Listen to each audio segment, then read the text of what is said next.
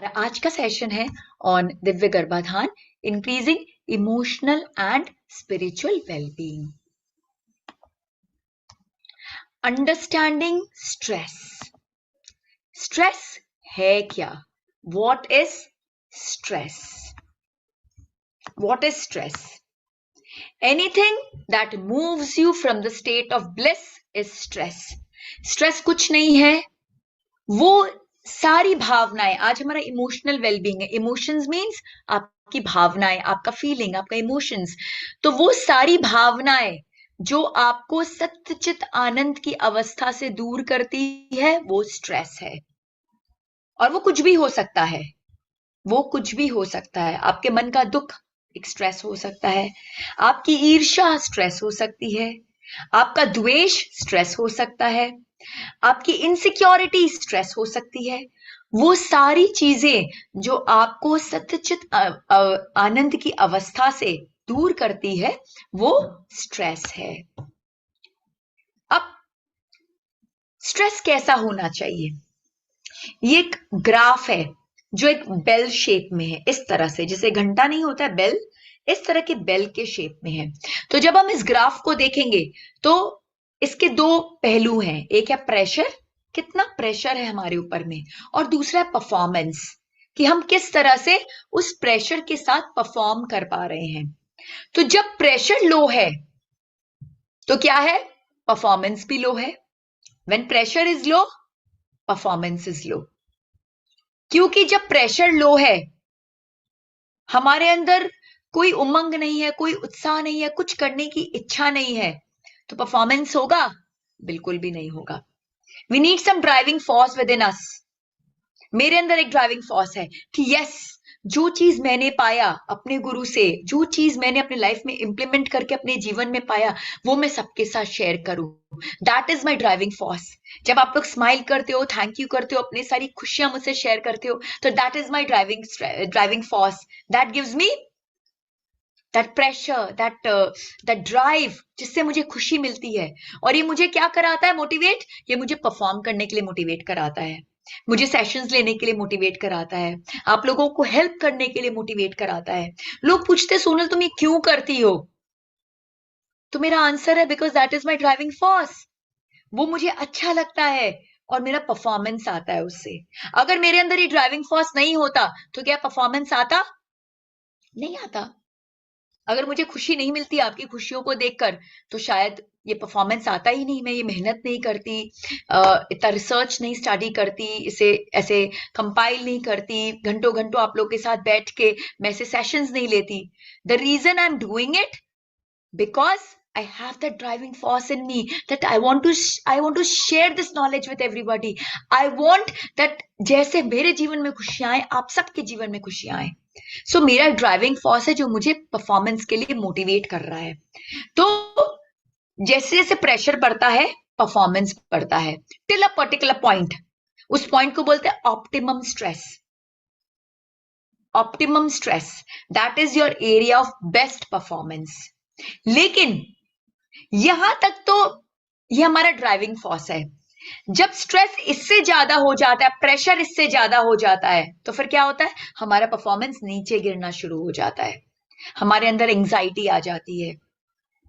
तो आप सब ललायत है एक सर्वगुण संपन्न दिव्य शिशु की प्राप्ति करने के लिए। आप सब चाहते हैं कि एक बहुत इंटेलिजेंट, बहुत डिवाइन, बहुत पावरफुल, बहुत उच्च स्तर की चेतना रखने वाला एक शिशु मेरे जीवन में आए। That is your driving force. So that drive is there in you, जो आपको एक ऑप्टिमम स्ट्रेस प्रोवाइड कर रहा है, जो आपको परफॉर्म करने के लिए मेहनत कर रहा है, जिसके कारण आप लोग आज सब इस सेशन पे बैठे हो, सुन रहे हो, नोट्स बना रहे हो और डिसाइड कर रहे हो कि यस यस यस हम ये चीजें जीवन में फॉलो करेंगे। इनफैक्ट बहुत सारे लोगों ने तो बहुत सारी बातें फॉलो करनी भी शुरू कर दी है, right? So this is optimum stress. लेकिन अगर ये स्ट्रेस आपका बढ़ जाएगा, आपके अंदर एंजाइटी आ जाएगी, आप बार बार ये सोचोगे कि अगर नहीं हुआ तो क्या हुआ, ये होगा कि नहीं होगा, और क्या होगा, कैसे होगा, क्यों होगा, इसका तो नहीं हुआ, मेरा होगा क्या, उसका तो ऐसा हुआ, मेरे साथ क्या होगा। अगर हम इतनी सारी चीजों के साथ में अगर हम कंफ्यूज रहेंगे, तो फिर क्या होगा, हमारा स्ट्रेस बढ़ जाएगा, एंजाइटी बढ़ जाएगी और परफॉर्मेंस बिल्कुल डिप कर जाएगा। जैसा कि मैं कल परसों डिस्कस कर रही थी अबाउट परफॉर्मेंस एंजाइटी मेन में। हम इतना स्ट्रेस क्रिएट कर देते कि भाई आज ही एवोल्यूशन का दिन है, आज ही करना है, ऐसा होना है, वैसा होना है, कि परफॉर्मेंस एंजाइटी हो जाती है और सब कुछ गड़बड़ हो जाता है। सिमिलरली हमारे अंदर भी स्ट्रेस के कारण हमारे सारे हार्मोनल लेवल्स उथल पुथल हो जाते हैं, सब कुछ गड़बड़ हो जाता है। So we need to perform at a ideal level of stress, and that ideal level of stress is called eustress. U means good. हमें एक ऑप्टिमम स्ट्रेस पे परफॉर्म करना है। Now what is the effect of stress on fertility? Stress का हमारी fertility से क्या connection है? बहुत सारे रिसर्च हुए हैं जिसे मैं आपसे शेयर करूंगी। Stress is among the leading cause of assisted reproduction failure. So research has shown that women with a history of depression or anxiety are twice as likely to experience infertility. जो women stress में रहती हैं, depression में रहती हैं, anxiety में रहती हैं, उनकी फर्टिलिटी ड्रॉप कर जाती है। They are twice as infertile. उनकी जो इनफर्टिलिटी है वो डबल हो जाती है, just because of stress. Studies found that men who feel stressed are more likely to experience decreased testosterone, lower sperm count, abnormal sperm production and decreased sperm motility. जो men stress से undergo करते हैं उनका क्या होता है? Testosterone जो hormone है, मेल हार्मोन है, which is important for fertility, वो ड्रॉप कर जाता है और sperm count, sperm quality, sperm motility सब बैडली अफेक्टेड हो जाती है। Increase level of cortisol. Cortisol is a stress hormone. जब हम स्ट्रेस लेते हैं तो हार्मोन रिलीज होता है। It brought about by stress can possibly interfere with follicular development and the inflammatory processes that are required for us to ovulate. हमने discuss किया था ना about that follicular cycle and luteal cycle. तो हमारा follicular cycle जो है, FSH hormone जो है, वो अफेक्टेड हो जाता है। हमारा ओव्यूलेशन पूरा अफेक्टेड हो जाता है अगर कॉर्टिसोल के लेवल्स बढ़ जाते हैं तो।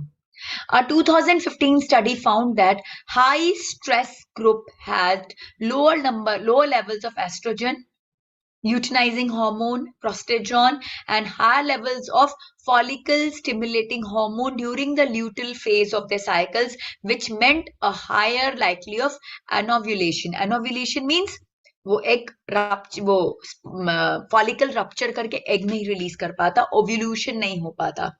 तो हमारा जो ओव्यूल्यूशन है वो पूरा डिस्टर्ब हो जाता है, बिकॉज जो हमारे हार्मोनल लेवल्स है, एस्ट्रोजन के, एलएच के, एफएसएच के, प्रोस्टेरोन के, वो सब डिस्टर्ब हो जाते हैं।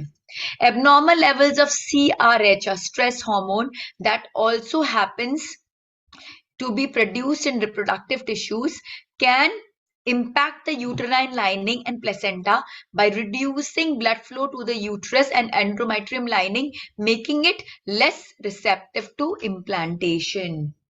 जो ब्लड फ्लो होना चाहिए यूट्रस में और एंडोमेट्रियम लाइनिंग में, वो रिड्यूस हो जाता है और इम्प्लांटेशन जो है वो अफेक्टेड हो जाता है because of the stress hormone CRH.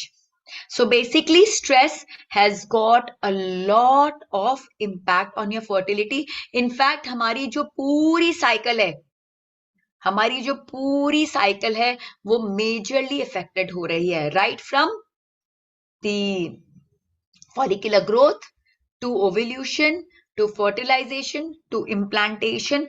ये जो पूरी कंसेप्शन साइकिल है हमारी, वो पूरी at every phase of a conception cycle we are facing lot of issues. So stress affects every stage of conception. Now, how stress affects the reproductive system? ये तो हमने जान लिया through the research that has been done over the years that stress हमारे fertility को impact करता है. But वो कैसे impact करता है? When you're stressed, the nervous system produces compounds called catecholamines like dopamine, epinephrine, and norepinephrine, which affects blood flow to important reproductive organs. तो हम जब स्ट्रेस्ड होते हैं तो हमारे जो नर्वस सिस्टम है वो इस तरह के हॉर्मोन्स रिलीज करते हैं जो हमारे रिप्रोडक्टिव ऑर्गन्स के ब्लड फ्लो को इफेक्ट कर देते हैं। एंड ब्लड से क्या जाता है, ऑक्सीजन जाता है, न्यूट्रिएंट्स जाती है, सब चीजें जाती है। तो हमारे ऑर्गन्स को प्रॉपरली सारी चीजें नहीं मिल पाती है और उसकी फंक्शनिंग हैम्पर हो जाती है।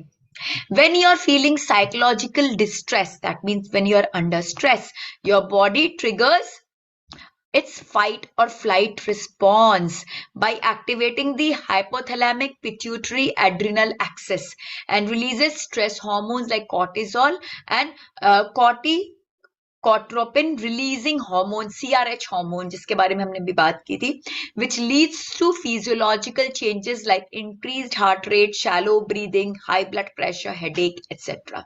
तो जब हम स्ट्रेस में होते हैं तो क्या होता है, हमारा जो हाइपोथैलेमस और पिट्यूटरी ग्लैंड है, हाइपोथैलेमस और पिट्यूटरी ग्लैंड का क्या काम है, हाइपोथैलेमस सिक्रीट करता है GnRH हार्मोन, आपको याद होगा डे 1 पे हमने डिस्कस की थी। सो हमारा जो हाइपोथैलेमस है, हमारा हाइपोथैलेमस रिलीज करता है GnRH हार्मोन, और वो GnRH हार्मोन हमारे पिट्यूटरी ग्लैंड को सिग्नल करता है FSH और LH को रिलीज करने के लिए। और जब फॉलिकल्स ग्रो करते हैं तो क्या होता है, जब फॉलिकल्स ग्रो करते हैं तो उससे oestrogen and then later on progesterone release होता है। सो ये सारा जो हार्मोनल सिस्टम है वो किससे कंट्रोल हो रहा है, हाइपोथैलेमिक पिट्यूटरी एड्रिनल एक्सिस से पूरा कंट्रोल हो रहा है। लेकिन जब हम स्ट्रेस में होते हैं तो क्या होता है, ये हाइपोथैलेमिक पिट्यूटरी एड्रिनल एक्सिस वो स्ट्रेस हार्मोन्स को रिलीज करने लग जाता है, कॉर्टिसोल को और CRH हार्मोन्स को, जिसके कारण क्या होता है कि हम दूसरी एक्टिविटीज में बिजी हो जाते हैं और ये जो रिप्रोडक्टिव हॉर्मोन्स रिलीज करने की जो एक्टिविटी थी वो स्लो डाउन हो जाती या बंद हो जाती है। बिकॉज स्ट्रेसफुल कंडीशन में क्या होता है, during extreme stressful condition any system that isn't necessary for survival shuts down, it shuts down. Because stress में क्या होता है, इट इज फाइट और फ्लाइट रिस्पॉन्स। तो स्ट्रेस में क्या होता है, हम अपने मेजर चीजों पे फोकस करते हैं, ब्रीदिंग, हार्ट रेट वगैरह वगैरह पे। बट ये जो हमारा जो GnRH, FSH, LH, these are additional, इसके बिना हम मर नहीं जाएंगे, ये हमारे लिए इंपॉर्टेंट है बट हमारे लिए नेसेसरी नहीं है। तो ये जितने भी इस तरह की एक्टिविटीज होती है वो सब स्लो डाउन फेज में चली जाती है या बंद हो जाती है, और इससे क्या होता है, हमारा सारा साइकिल डिस्टर्ब हो जाता है, ओवल्यूशन डिस्टर्ब हो जाता है, इम्प्लांटेशन डिस्टर्ब हो जाता है, हमारे जो मेंस्ट्रुअल साइकिल है वो हेवार हो जाते हैं, पीरियड्स मिस हो जाते हैं, ऑल दो स्टफ।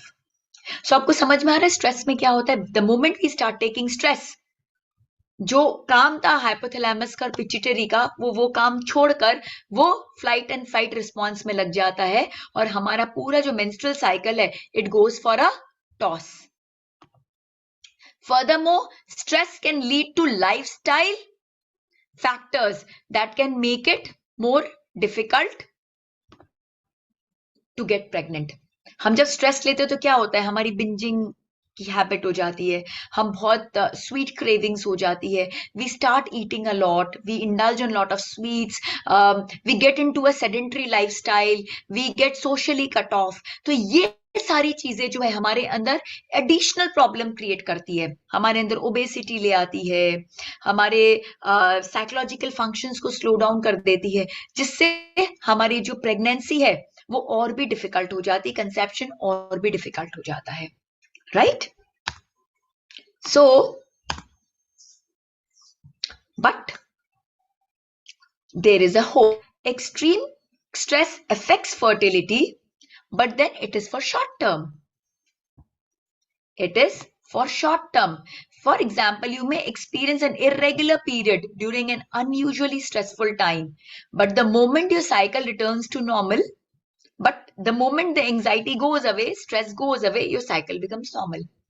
तो स्ट्रेस क्या करता है, कुछ समय के लिए जो प्रेगनेंसी हॉर्मोन्स हैं, कंसेप्शन के हॉर्मोन्स हैं, उनको साइडलाइन करके वो फाइट एंड फ्लाइट रिस्पॉन्स में लग जाता है।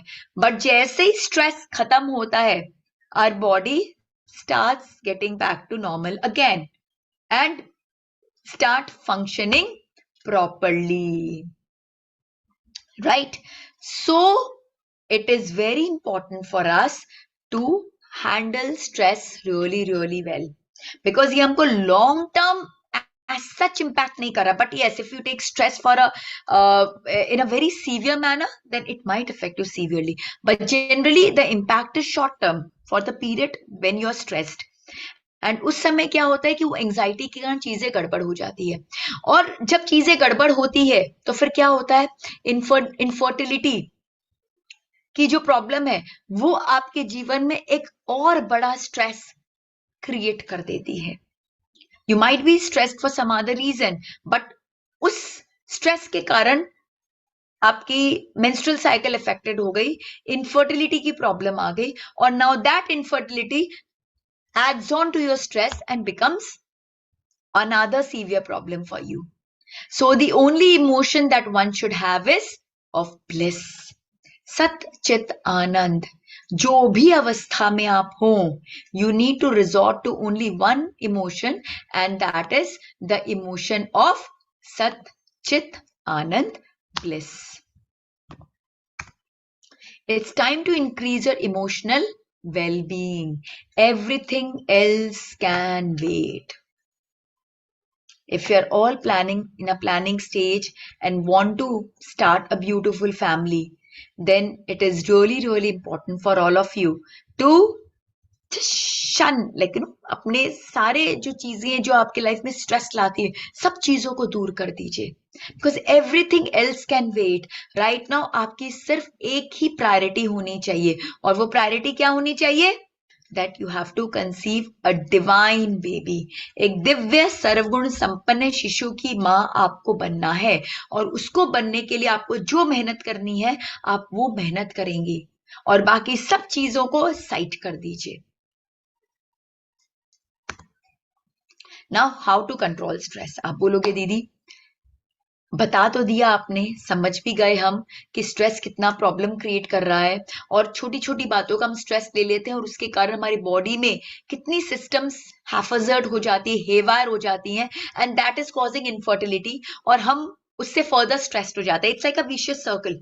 It's like a vicious circle which is going on, and we have to control that stress. So there are two types of stress. One is the objective stress, which you really face, and one is the subjective stress, which you internalize. Try to understand. एक होता objective stress which is present in the environment. आपको जीना है, और जीने के लिए आपको जो जो काम करनी है, हर चीज में बहुत स्ट्रेस इन्वॉल्व है. So there is stress in the environment, and that stress is objective stress. वो ऑब्जेक्टिव स्ट्रेस आपको कुछ नहीं करेगा, आपके हार्मोन्स को कोई फर्क नहीं पड़ता उस ऑब्जेक्टिव स्ट्रेस से, आपके सिस्टम्स को कोई फर्क नहीं पड़ता उस ऑब्जेक्टिव स्ट्रेस से. आपके सिस्टम को तभी फर्क पड़ता है उस स्ट्रेस से जब आप उस स्ट्रेस को इंटरनलाइज करते हो, उसको सब्जेक्टिव बनाते हो. The moment you internalize that stress and make it subjective, then only your internal mechanism goes haywire. So there might be a very high level of objective stress around, but आपका subjective stress बहुत low हो सकता है, because आप उस stress को अंदर ले ही नहीं रहे हो, बाहर में है, आप उसको डील कर रहे हो, उसको हैंडल कर रहे हो, बट आप अपने अंदर की सत्यचित आनंद को डिस्टर्ब नहीं कर रहे हो. बिकॉज देखो स्ट्रेस को हम हटा नहीं सकते, हम इस दुनिया में जी रहे हैं. अब आपकी मदर इन लॉ आके आपको कुछ बोलेंगी, आपको स्ट्रेस हो जाएगा. आप ऑफिस में जाओगे, कुछ वर्क प्रेशर आएगा, आपको स्ट्रेस हो जाएगा. जब तक इस दुनिया में हो, स्ट्रेसर्स रहेंगे दुनिया में. You can't change the world, but what you can change is your response to those stressors. Handle all the stressors, do all the work, but don't let that get internalized. अपने अंदर उसको आने मत दीजिए. That is the crux. अगर मैं बोलूं कि आज के सेशन के बाद तथास्तु आपके जीवन में कोई स्ट्रेस नहीं आएगा, आपकी इमोशनल वेलबींग एकदम सुपर डुपर रहेगी, सब कुछ परफेक्ट रहेगा, देन मेरे से बड़ा झूठा कोई हो नहीं सकता.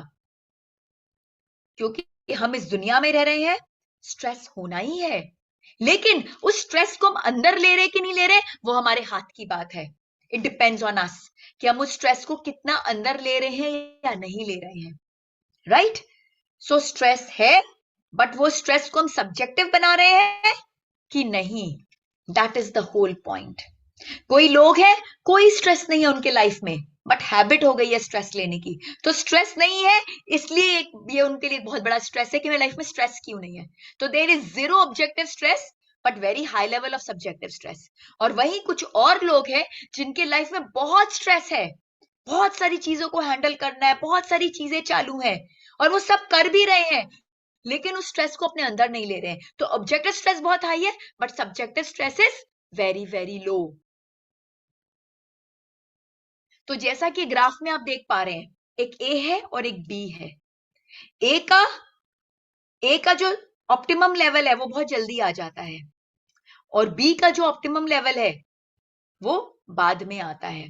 तो ए का क्या है, स्ट्रेस थ्रेशोल्ड बहुत कम है, मतलब थोड़े से स्ट्रेस से वो घबरा जाता है।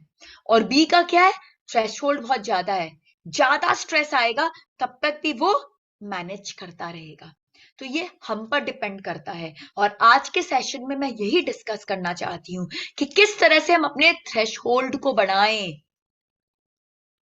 हम अपने सब्जेक्टिव स्ट्रेस को कम करें। जितना भी ज्यादा ऑब्जेक्टिव स्ट्रेस क्यों ना हो, हमारा सब्जेक्टिव स्ट्रेस कम होना चाहिए। Same stress can affect differently to different individuals.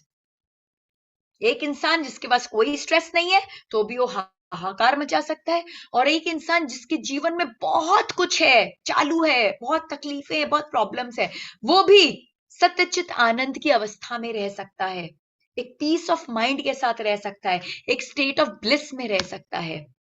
So taking stress is your choice, it is totally your choice. अब कोई मेरे पास आके ये नहीं बोलेगा हम क्या करें, ऐसा हो गया वैसा हो गया।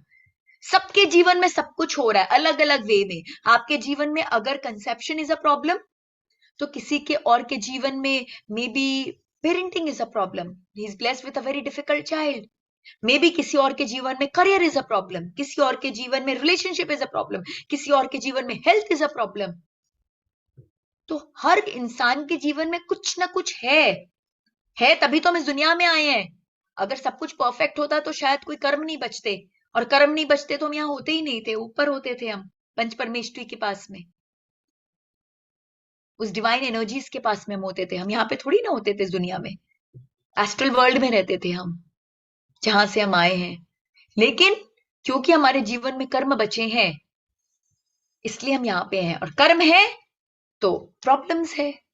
अब ये प्रॉब्लम्स को हम एज अ अपॉर्चुनिटी हैंडल करें और उसको ठीक करें कि हम इससे फिनिश हो जाएं और स्ट्रेस ले लें, ये चॉइस टोटली हमारा है।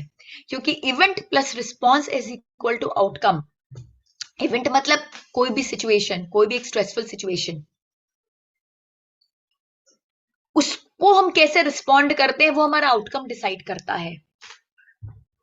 हम इवेंट को कैसे रिस्पॉन्ड करते हैं वो हमारा आउटकम डिसाइड करता है।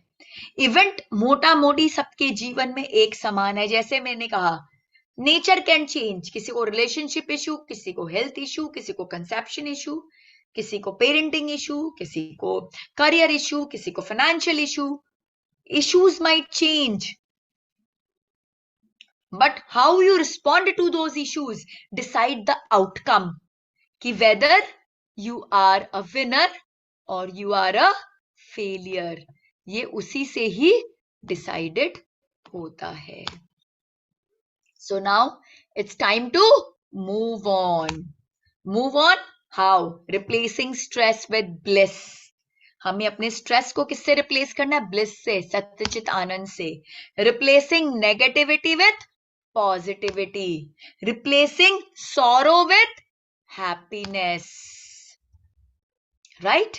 तो हमें अपने जीवन में जितना भी ऑब्जेक्टिव स्ट्रेस क्यों ना हो, हमें उसे सब्जेक्टिव नहीं होने देना है। हम सबको एक संकल्प लेना है कि हम सब एक सत्यचित्त आनंद की अवस्था में रहेंगे। We will always be happy, happy and only happy. Because taking stress or not taking stress is my choice. It is totally my choice.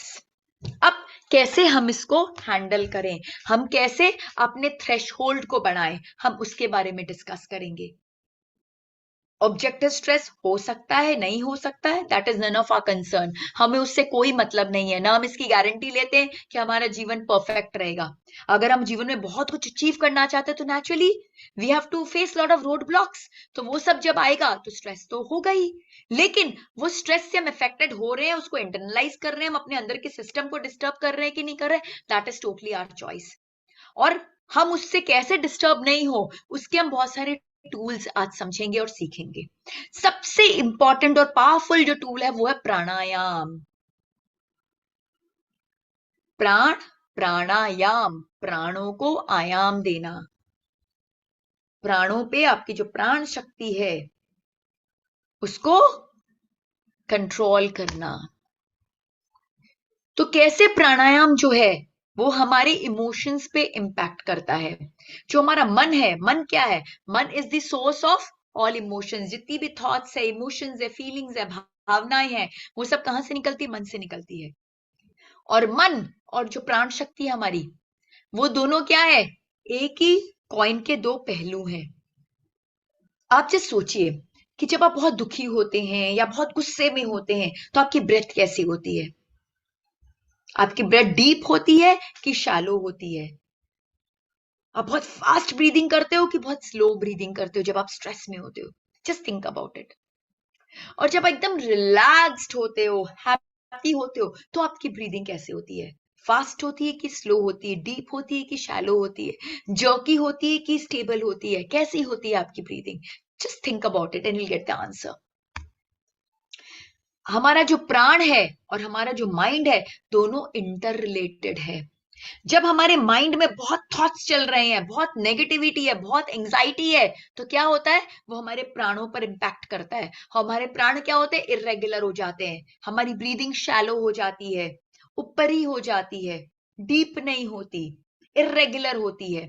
और वहीं जब हमारा माइंड एक सत्यचित आनंद की अवस्था में रहता है, अल्फा स्टेट में रहता है, discussed alpha state mental wellbeing के टाइम पे, तो जब हमारा माइंड अल्फा स्टेट में रहता है, एक सत्यचित आनंद की अवस्था में रहता है, तब क्या होता है, तब हमारी ब्रेथ जो होती है वो बहुत डीप होती है, बहुत ठहरी हुई होती है, बहुत पावरफुल होती है, स्लो होती है. राइट. सो ब्रेथ क्या है, breath is a bridge between body and mind. Irregularity in breath is due to disturbance in mind. Jerks, pauses, shallowness, noisiness. जब हमारी ब्रीदिंग इस तरह से जब होती है, एकदम शैलो, एकदम रुक रुक के, जर्की आवाज वाली, मतलब कि हमारे माइंड में बहुत डिस्टर्बेंस चालू है. और हम प्राणायाम के द्वारा क्या कर सकते हैं, हम प्राणायाम के द्वारा अपनी high speed, jerky, shallow, haphazard breathing को नॉर्मल, रिदमिक, कंटिन्यूअस बना सकते हैं by full utilization of lungs through yogic breathing. Yogic breathing is the ideal breathing, deep breathing. तो हम डीप ब्रीदिंग के थ्रू हम क्या कर सकते हैं, हम अपने माइंड को कंट्रोल कर सकते हैं. बिकॉज प्राण एंड माइंड आर कंट्रोल्ड. तो अगर जब माइंड डिस्टर्ब है तो प्राण डिस्टर्ब होता है. अब माइंड तो बहुत चंचल है, मन को कंट्रोल करना बहुत डिफिकल्ट है. तो मन को कंट्रोल हम कैसे करेंगे, हम मन को कंट्रोल करेंगे थ्रू आर प्राणा, थ्रू आर ब्रेथ. तो जब हम ब्रेथ को डीप करते हैं तो हमारा माइंड अपने आप कंट्रोल होना शुरू हो जाता है. तभी तो होता है जब हमें बहुत गुस्सा आता है तो बड़े क्या कहते हैं, 2 मिनट बैठ जाओ, डीप ब्रीदिंग करो, 10 से 1 की गिनती करो धीरे धीरे, और धीरे धीरे डीप सांस लो. क्यों बोलते हैं हमारे घर के बड़े ऐसे, इसलिए बोलते हैं क्योंकि उन्हें पता है कि जब हम डीप ब्रीदिंग करेंगे तो हमारा माइंड भी जो है वो स्टेबल होता जाएगा. तो प्रेपरेशंस टू प्राणायाम, प्राणायाम करने के राइट स्टेप्स क्या हैं. सबसे पहले we need to do a cleansing process. क्योंकि हमारी जो नाड़ी है, will talk about nadis later, जब हम स्पिरिचुअल वेलबींग की तरफ जाएंगे तो हम नाड़ीज की बात करेंगे. तो हमारी जो नाड़ीज है वो, उसमें ब्लॉकेजेस हैं, अटकी हुई है. तो सबसे पहले हमको नाड़ी शुद्धि करनी है। फास्ट ब्रीदिंग करके हमको रेस्पिरेटरी ट्रैक्ट को क्लीन करना है। तो पहले हम क्या करेंगे, सपोज हमने लेफ्ट नॉस्ट्रिल बंद किया और फिर राइट नॉस्ट्रिल से करके हमने पहले एक ट्रैक क्लेंस किया, फिर दूसरे को बंद किया करके दूसरे को किया, और फिर उसके बाद हम क्या करेंगे, हम दोनों नॉस्ट्रिल को ऑल्टरनेटली इस तरह से क्लेंस करेंगे। और फिर कपालभाति, कपालभाति आप लोग जानते होंगे, कपालभाति कैसे करते हैं, that we will sit and we will not focus on inhalation, we will only focus on exhalation. इस तरह से कपालभाति। तो इस तरह से जब हम रेस्पिरेटरी ट्रैक को हम क्लेंस करते हैं रेचक के द्वारा, सिंगल नॉस्ट्रिल रेचक, डबल नॉस्ट्रिल रेचक एंड कपालभाति, इससे हमारा जो ईड़ा पिंगला सुषुम्ना नाड़ी है उसमें क्या हो जाता है, उसमें क्लेंजिंग हो जाती है। फिर क्लेंजिंग करने के बाद हमें क्या करना है, हमें उसको नॉर्मलाइज करना है। नॉर्मलाइज कैसे करेंगे हम जो हमारी high speed jerky shallow haphazard breathing है उसको हम नॉर्मल रिदमिक कंटिन्यूस करेंगे through the help of yogic breathing. तो सबसे पहले क्लेंस करेंगे, बिकॉज जब तक हम क्लेंस नहीं करेंगे तो क्या होगा, जैसे कोई बर्तन है, अब उस बर्तन में मुझे कुछ अच्छा कुछ भरना है, अमृत भरना है, तो अगर मैं गंदे बर्तन में अमृत डाल दूंगी तो क्या होगा, अमृत भी खराब हो जाएगा। तो सबसे पहले उसको साफ करना पड़ता है। तो हमारा first step of pranayama is cleansing, हम साफ करेंगे। फिर साफ करके हम क्या करेंगे, उसको नॉर्मलाइज करेंगे by yogic breathing. And normal speed क्या है, 15 to 18 breaths per minute, that is our normal breathing. तो अब योगिक ब्रीदिंग में क्या है, योगिक ब्रीदिंग के 3 स्टेप्स हैं। सबसे पहले एब्डोमिनल ब्रीदिंग। एब्डोमिनल ब्रीदिंग मतलब कि डीप ब्रीदिंग किया और करके आपने अपने स्टमक को पूरा भर लिया ब्रेथ से, आपका स्टमक पूरा भर जाना चाहिए और बाहर आ जाना चाहिए। और फिर उसके बाद हम डीप ब्रीदिंग करके सेकेंड ब्रीदिंग में हम क्या करेंगे, अपने चेस्ट को हम फुला लेंगे। तो पहले पेट फुलाया फिर चेस्ट फुलाया, उसको बोलते हैं थोरैसिक ब्रीदिंग। और फिर थर्ड में क्या करेंगे, हम अपने कंधों को इस तरह से सीना चौड़ा कर लेंगे ताकि हमारे जो कंधे जो हैं वो भी पूरे एकदम लाइक दिस। तो योगिक ब्रीदिंग में हम क्या कर रहे हैं, ऑल 3 टुगेदर। जब हम सांस ले रहे हैं तो हमारा पेट फुल रहा है, हमारा चेस्ट फुल रहा है और हमारा शोल्डर्स भी पूरा एक्सपैंड कर गया है। राइट, करिए मेरे साथ। और फिर जब हम रिलीज करेंगे तो तीनों रिलीज हो जाएगा।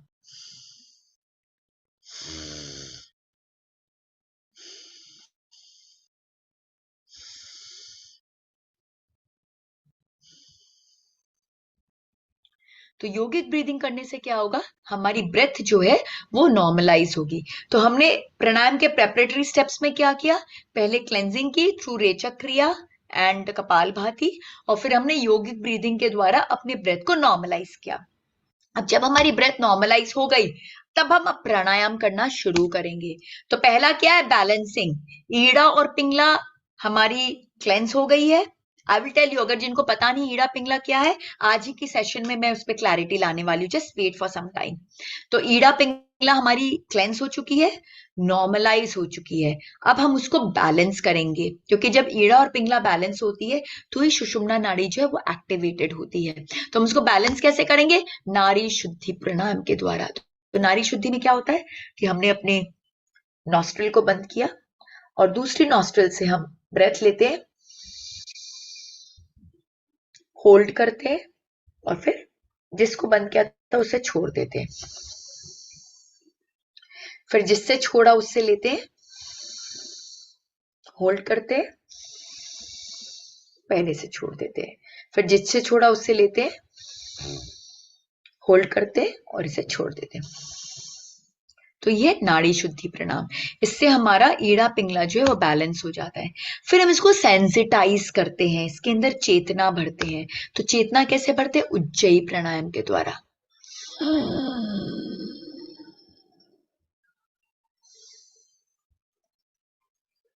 हम अपने थोरैसिक उससे द्वारा हम साउंड्स क्रिएट करते हैं, उज्जयी प्राणायाम। और फिर उसके बाद हम cooling and developing an awareness. Sheetali and Chitkari. Sheetali and Chitkari में क्या होता है? शीतली में हम ब्रेथ को लिप्स में एक स्ट्रॉ जैसा बना लेते हैं और फिर हम इसके थ्रू सांस लेते हैं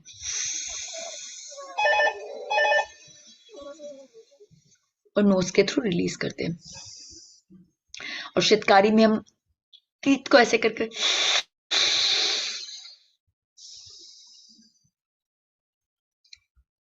and then finally we create a resonance inside, create an awareness inside our entire body, which is Bhramari Pranayam. तो इसमें हम क्या करते हैं?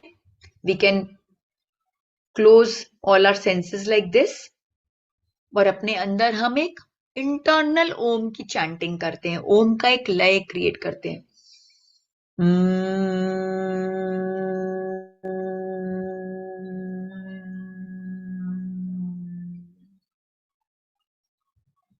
तो इससे हमारा जो एक एक ऑर्गन है, इंटरनल ऑर्गन, उसके अंदर वाइब्रेशंस आ जाता है, एक लय आ जाता है और प्राण शक्ति का संचार होता है और हमारी माइंड जो होती है वो बिल्कुल रिलैक्स होती जाती है. So this was about pranayama. This is not a pranayama class, so मैं डिटेल में नहीं करा रही हूँ. ये सारे pranayama I am sure mostly आप सबको आते ही होंगे और अगर नहीं आते हैं तो you can very well Google, YouTube में जाके बहुत डिटेल्ड लोगों ने इसको एक्सप्लेन किया है. आप डिटेल में इसकी एक्सप्लेनेशन देखकर उनके साथ आप कर सकते हैं. यहाँ पे मेरा पर्पस था आपको एक राइट मेथड बताना, बिकॉज लोगों को प्राणायाम तो सब मालूम है लेकिन उनको ये नहीं मालूम कि किस तरह से करना चाहिए, किस सीक्वेंस में करना चाहिए. वो आगे पीछे करते हैं, सब उल्टा पुल्टा हो जाता है. नारी शुद्धि पहले कर लेते हैं, कपालभाति बाद में करते हैं. तो उससे क्या होता है? आपने पहले बैलेंसिंग कर ली और फिर क्लेंजिंग कर रहे हो, पूरी उल्टी बात हो गई. तो the step has to be correct, the sequencing has to be correct, तो ही हमारा बॉडी जो है वो प्रॉपरली उसको रिस्पॉन्ड करेगा. सो this was all about pranayam and pranayam brings about amazing benefits because हमारा जो पूरा mind है it is controlled through प्राण. तो जब हम प्राणों को अपने हिसाब से रेगुलेट कर सकते हैं तो हम इनडायरेक्टली उसके थ्रू अपने माइंड को रेगुलेट कर लेते हैं. और जैसे हमारा माइंड रेगुलेटेड हो जाता है तो क्या होता है? हमारी इमोशंस जो होते हैं वो हमारे कंट्रोल में आ जाते हैं. We have a control over our emotions and then हमारा जो सब्जेक्टिव स्ट्रेस है वो जीरो हो जाता है. पूरे दुनिया में जितना भी हाहाकार क्यों ना मचा हो, मेरे अंदर एक सत्यचित आनंद की अवस्था ही रहेगी. We can actually achieve that, right?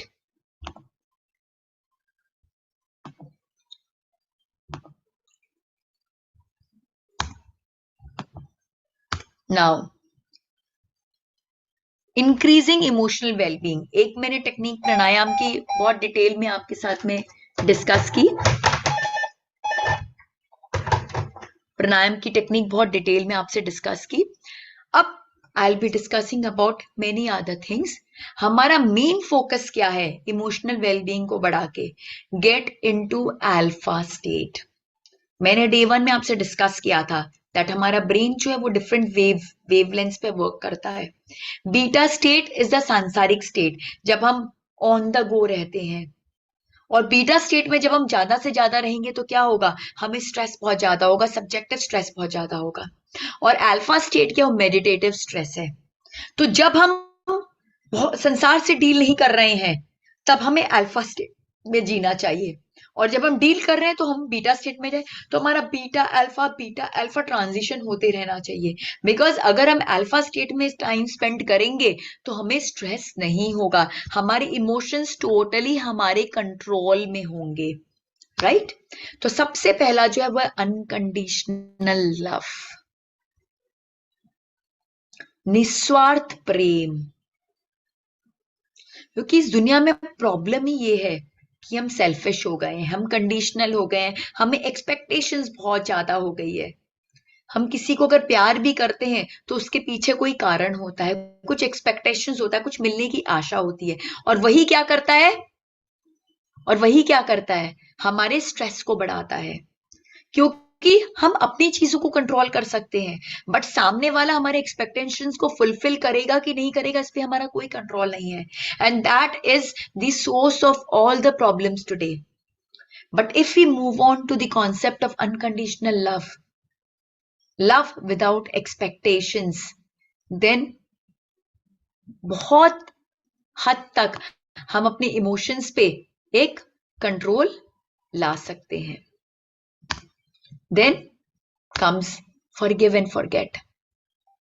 एक बहुत बड़ा हमारा स्ट्रेस का कारण क्या है? हमने कुछ गलती की,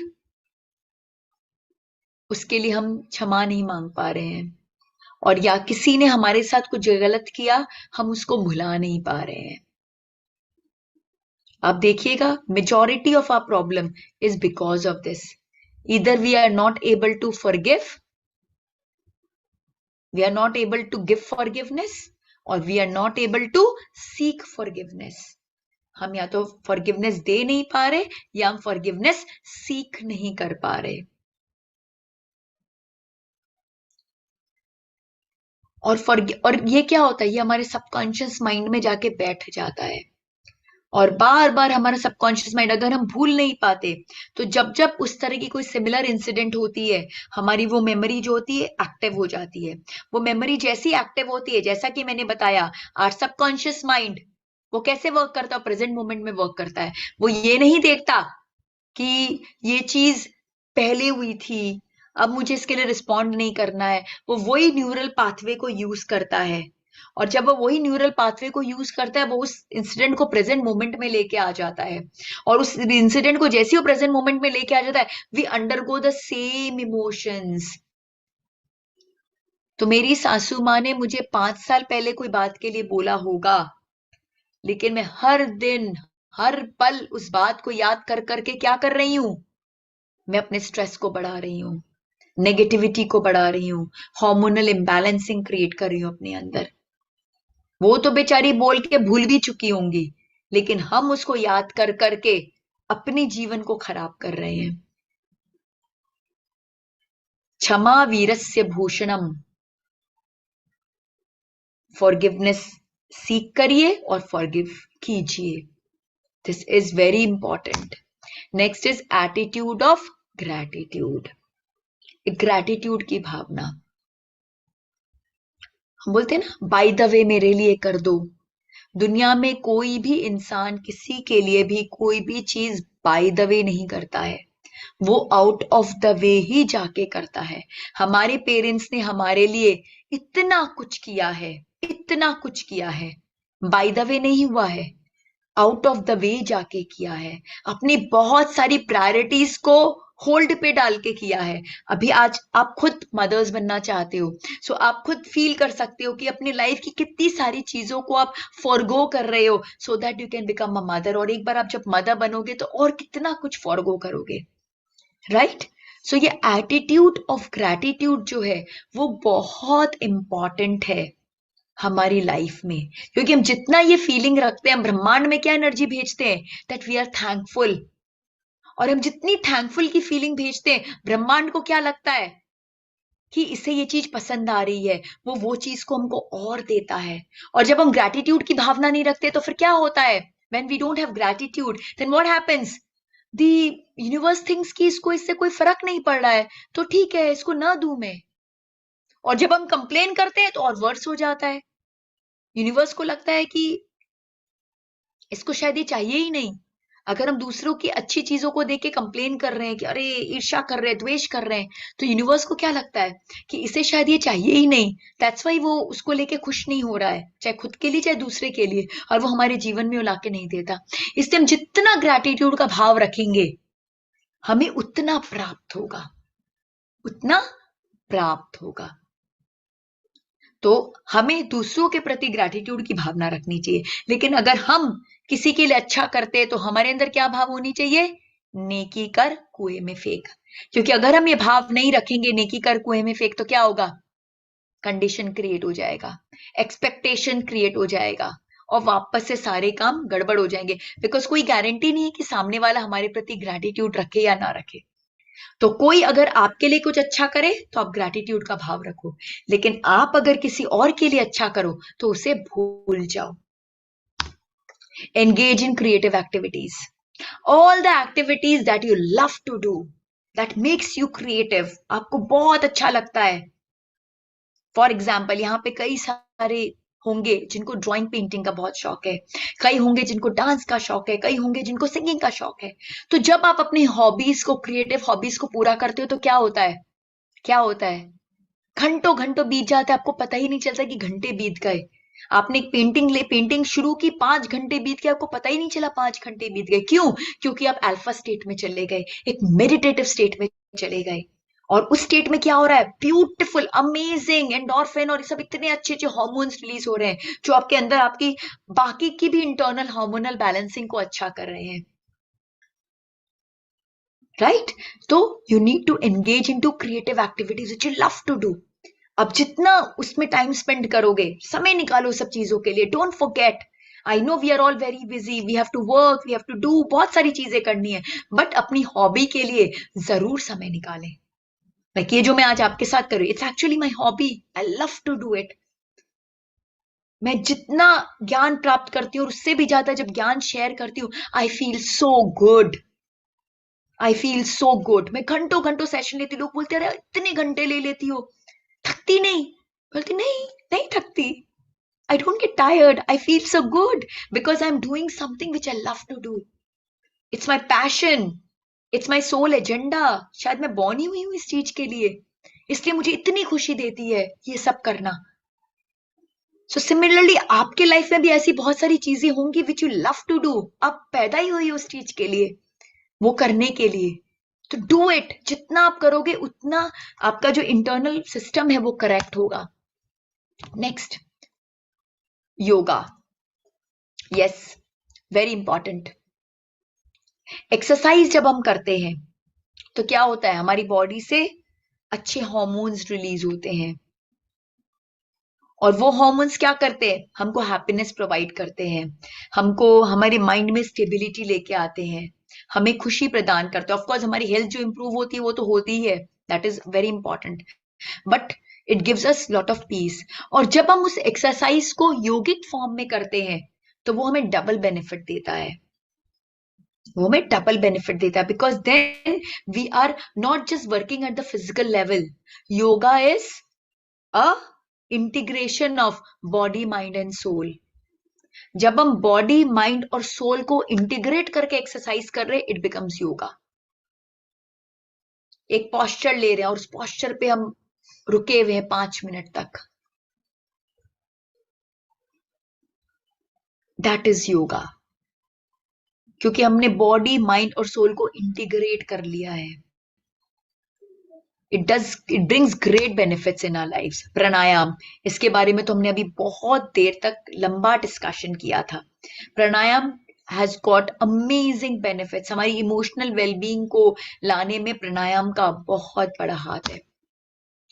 मंत्र चैंटिंग एंड मेडिटेशन, इसके बारे में हम बहुत डिटेल में डिस्कस करने वाले हैं अपने स्पिरिचुअल वेलबींग के सेशन में। In next 5 minutes we are going to start that. So mantra chanting जो है, मंत्र क्या है, मंत्र सेलेस्टियल साउंड्स है, और ये सेलेस्टियल साउंड्स की जब हम चैंट करते हैं तो वो हमारे अंदर वाइब्रेशंस क्रिएट करते हैं, और ये वाइब्रेशंस क्या करता है, ये वाइब्रेशंस हमारे अंदर पॉजिटिविटी लेके आता है। आज हम बहुत डिटेल में समझेंगे कि कैसे ये पॉजिटिविटी लेके आता है, क्यों मंत्र पावरफुल है। हम कहते हैं कि अरे कंसेप्शन है तो ये मंत्र की चैंटिंग कर लो, तो भाई क्यों ये मंत्र की चैंटिंग ही कंसेप्शन क्यों कराती है, और कोई मंत्र की चैंटिंग क्यों नहीं कराती है, या मंत्र की चैंटिंग क्यों कराती है? What is the relationship between conception and mantras? It sounds really weird, right? बहुत weird sound करता है, scientific बिल्कुल भी नहीं लगता, बिल्कुल भी नहीं लगता, but it is scientific, and today I'll share that with you, the science behind mantra chanting. It is very, very, very powerful, and all of you, I want all of you to do mantra chanting. आज हम discuss करने वाले कई सारी मंत्रास, जिसे मैं चाहूंगी आप लोग दिन रात चैंट करो, और इतना चैंट करो कि वो श्वासा की माला बन जाए, वो आपके अंदर एक इंटरनल टेप रिकॉर्डर की तरह सेट हो जाए कि जब सो भी रहे हो ना तो भी वो मंत्र आपके अंदर चल रहा है। जिस मोमेंट वो हो गया, इसका मतलब आपका एक एक सेल उस मंत्र से वाइब्रेट होने लगा, और जब आपका एक एक सेल उस मंत्र से वाइब्रेट होने लगेगा, आप जो अचीव करना चाहते हैं कोई रोक नहीं सकता उसको अचीव करने के लिए। Will discuss about the science behind. And meditation, meditation क्या करता है? Meditation means connecting with the higher powers. जैसे आपका मोबाइल है, आप अपने मोबाइल को क्या करते हो? चार्ज पे लगाते हो। क्यों चार्ज पे लगाते हो? नहीं तो डेड हो जाएगा। तो हमारा सबसे पहला काम मॉर्निंग में उठते ही क्या होता है? कुछ करे ना करे, सबसे पहले हम चेक करते हैं कि भाई मेरा मोबाइल चार्ज हुआ कि नहीं हुआ, चार्ज हुआ कि नहीं हुआ, चार्ज हुआ कि नहीं हुआ। अपने सारे इलेक्ट्रॉनिक गैजेट्स को चेक करते हैं। बट क्या हम अपने आप को चार्ज करते हैं? अपनी माइंड को, अपनी बॉडी को, अपने सोल को चार्ज करते हैं? We never thought about it. हम एवरी सेकेंड जो जी रहे हैं हमारी एनर्जी जा रही है, बट उसको हम रेप्लेनिश कैसे कर रहे हैं? हम रेप्लेनिश करने के लिए मेडिटेशन का सहारा लेते हैं, मंत्रास का सहारा लेते हैं। तो मेडिटेशन में क्या होता है? We connect with the super power. जो मेन सप्लाई है ना, अल्टीमेट मेन सप्लाई जो ऊपर में है, हम उसके साथ अपने आप अपना कनेक्शन स्टैब्लिश कर लेते हैं, और कनेक्शन स्टैब्लिश करके हम वो पावर्स को अपने अंदर में लेके आते और अपने आप को रिचार्ज कर लेते हैं। कैसे करते वो भी हम डिस्कस करेंगे अभी स्पिरिचुअल वेलबींग के सेशन में, राइट? देन सेवा भाव। हर क्रिएशन जो भगवान का है वो बहुत यूनिक है, बहुत ब्यूटीफुल है, बहुत पावरफुल है। हर एक इंसान जो आप लोग सब हो, आप लोग सब में यूनिक क्वालिटीज है। भगवान ने हम सबको स्पेशल बनाया इन सम वे और द अदर। और क्यों हम सबको स्पेशल बनाया है? क्योंकि भगवान चाहते थे कि हम अपनी उस स्पेशलिटी को शेयर करें। फॉर एग्जाम्पल, भगवान ने मुझे क्वालिटी दी चीजों को समझने की, चीजों को एक्सप्रेस करने की, शेयर करने की, ये सारी क्वालिटीज दी मुझे। तो मेरा क्या रिस्पॉन्सिबिलिटी है कि जो मुझे क्वालिटी मिला है वो मैं एज अ सेवा आपसे शेयर करूं। वैसे किसी और के अंदर कुछ और क्वालिटी है, किसी के पास ज्ञान है, किसी के पास शारीरिक बल है, किसी के पास आर्थिक कैपेसिटी है। भाई भगवान ने बहुत पैसे दिए हैं, किसी के पास भगवान ने बहुत बल दिया है, फिजिकल पावर्स दिया है, किसी के पास ज्ञान दिया है, किसी के पास कुछ और क्वालिटी दी है। तो जो भी क्वालिटी आपको दी है भगवान ने, उसे एज सेवा आप यूज करें। बिकॉज हम जितना सेवा का भाव रखेंगे, एक अनसेल्फिश एटीट्यूड रखेंगे, देने का भाव रखेंगे, तो क्या होगा? क्या होगा? हमारे कर्मों की निर्जरा होगी। हम जितना अनसेल्फिशली हम काम करेंगे, हमारे उतने कर्मों की निर्जरा होगी। और हमारे लाइफ में ब्लॉकेजेस क्यों है? अगर आज हम कंसीव नहीं कर पा रहे हैं तो हम क्यों नहीं कर पा रहे हैं? उसका कारण है कहीं ना कहीं हमारा कुछ न कुछ कर्म अटक रहा है। तो सेवा भाव के द्वारा क्या होता है? हम अपने उन कर्मों की निर्जरा करते जाते हैं, उसे खत्म करते जाते हैं। और जैसे जैसे वो कर्म खत्म होते हैं, हमारे ब्लॉकेजेस दूर होते हैं। जैसे जैसे ब्लॉकेजेस दूर होता है, क्या होता है? हमारे जीवन में हैप्पीनेस आ जाती है। हम जो चाहते हैं उसको हम अचीव कर पाते हैं। तो जो भी फॉर्म हो, आप सेवा भाव करो। और अभी आप जो कंसीव करना चाहते हो, तो सबसे बड़ी सेवा आप लोग के लिए क्या होनी चाहिए? बच्चों के प्रति सेवा। क्योंकि आप सोचो कि अगर आप कंसीव नहीं कर पा रहे हो तो क्यों नहीं कर पा रहे हो? कहीं ना कहीं कुछ कर्म है। कैसे कर्म है वो? बच्चों से रिलेटेड कर्म है।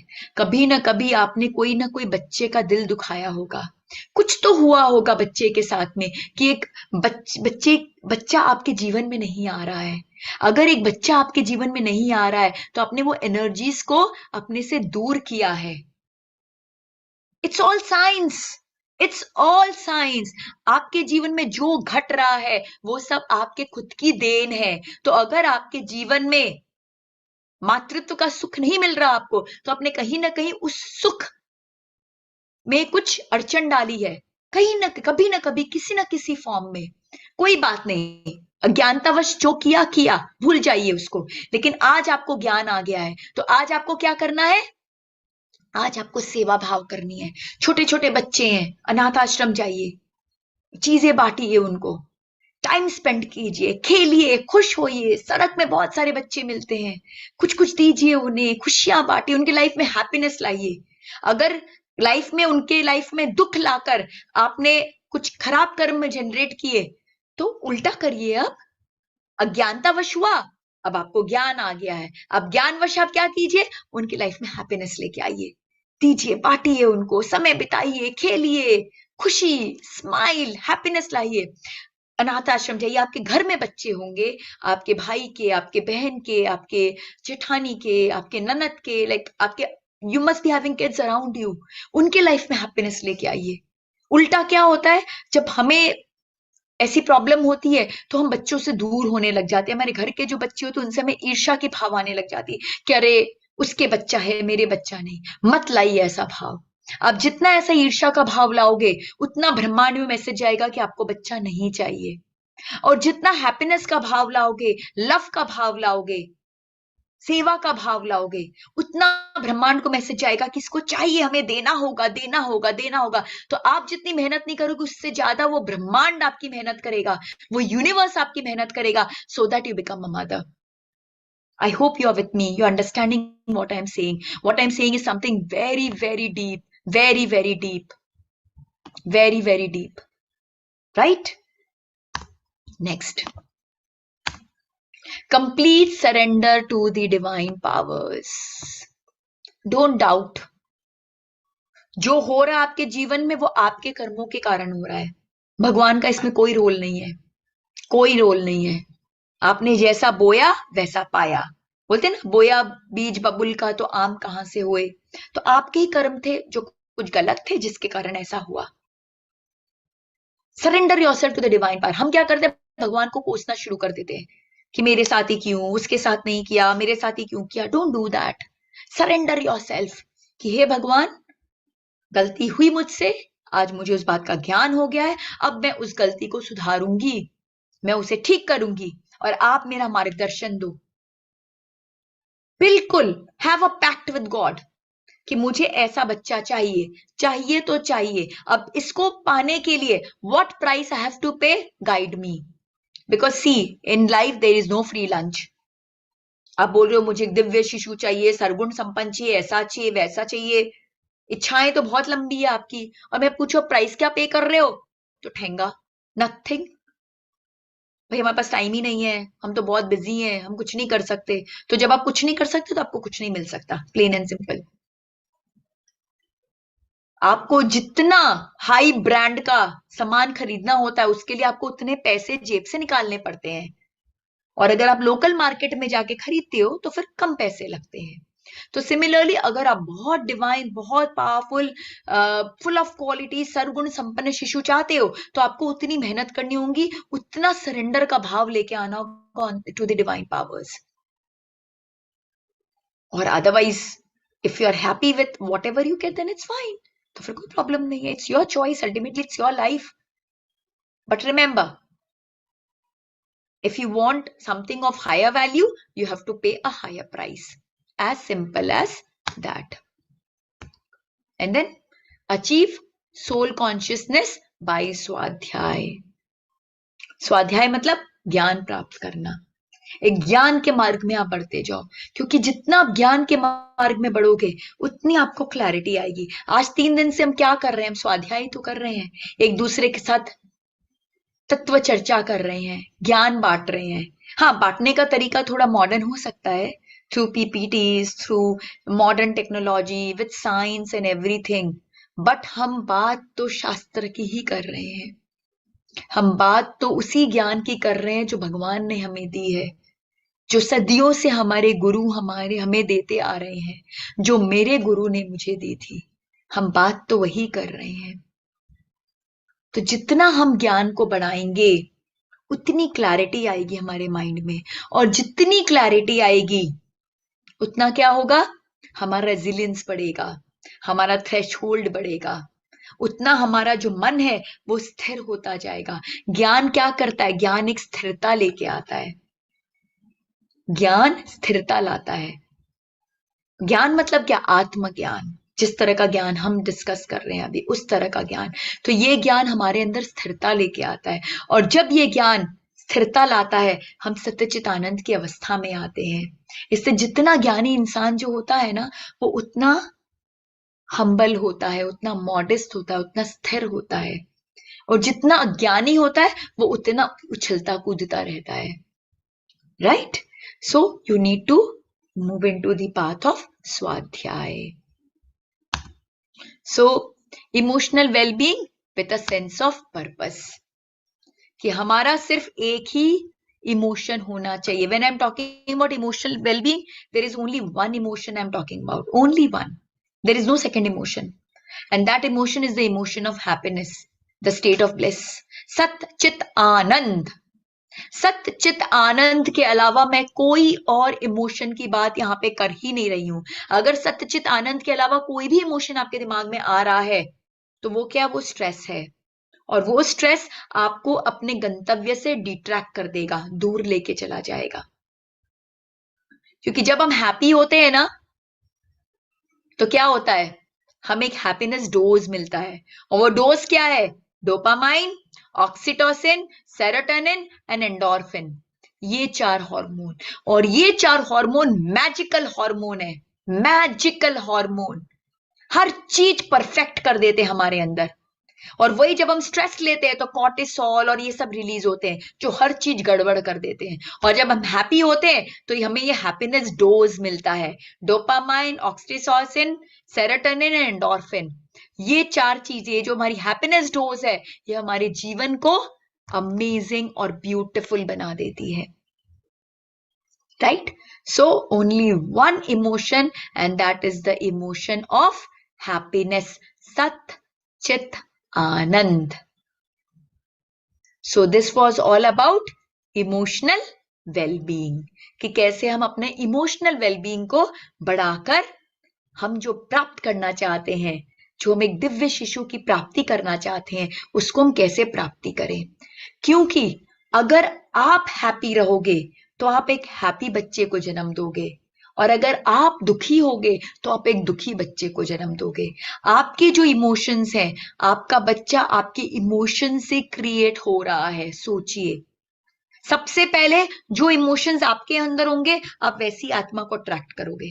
अगर आप स्ट्रेसफुल हो, सैड हो, दुखी हो, तो आप वैसे ही स्ट्रेसफुल, सैड, दुखी आत्मा को अट्रैक्ट करने वाले हो. आपके जीवन में एक स्ट्रेसफुल, सैड, दुखी बच्चा आने वाला है. और अगर आप हैप्पी, ब्लिसफुल हो, तो एक हैप्पी ब्लिसफुल आत्मा को अट्रैक्ट करने वाले हो, और आपके जीवन में एक हैप्पी ब्लिसफुल आत्मा का आगमन होने वाला है. तो जैसी आत्मा आपको चाहिए, आपको वैसा बनना पड़ेगा. So this was about emotional well-being.